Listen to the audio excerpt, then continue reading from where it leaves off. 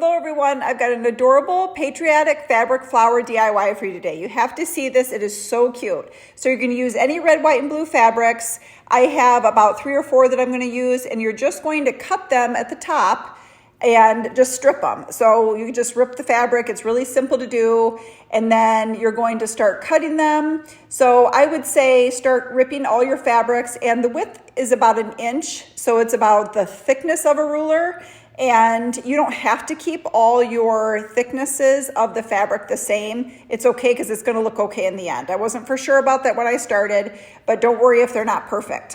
And sometimes because they fray a little bit and you get the strings, but it'll all be beautiful in the end, I promise. So then we're going to cut it about 7 inches. I decided that this was the perfect length because you want to have enough length so when you start tying on, you have enough room for your fingers and to make the pretty tie. So you're going to cut your strips first, or however it's easiest. I started cutting about 10 pieces each.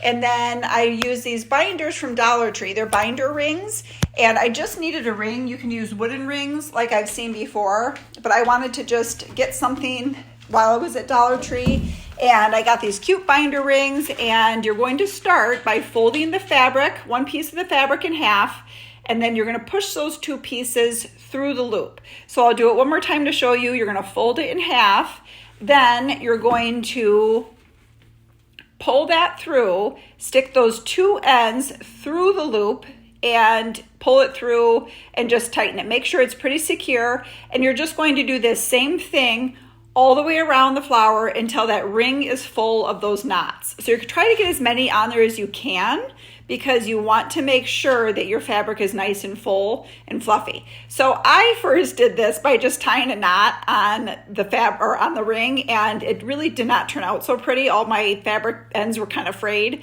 and all going different directions. So you really have to go with this method and use this knot. So it took me a bit to figure it out, but that's why I'm here to show you the right way.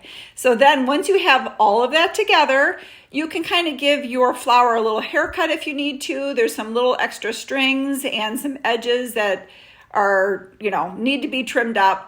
And you can just make it a little pretty. And then I used this piece of fabric because I wanted something that was going to stick out for the center of the flower. And I just traced the binder ring, and because I wanted to get that perfect circle fit on the binder ring in the middle. And then I just trimmed it up, and then you're going to get your glue gun and you're going to just glue right around the ring, and then you're going to seal that little piece on. So that's really simple. If you have other ways, you can do that, but this is, I thought, just the cutest.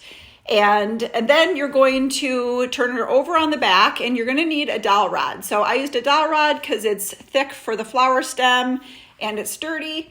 And so once you have that glued on both edges, you are done with that flower, and you can find a cute pot to stick it in. So I use these little styrofoam pieces from Dollar Tree. You can see I did a red one, and I'm going to show you at the end here, but I'm just stuffing the pot and making it secure so the flowers can stay in there. If you want to see how I whitewash this pot, it is absolutely adorable, but I'm going to post the link in the description so you can just click on it and go to that link and see how you did it.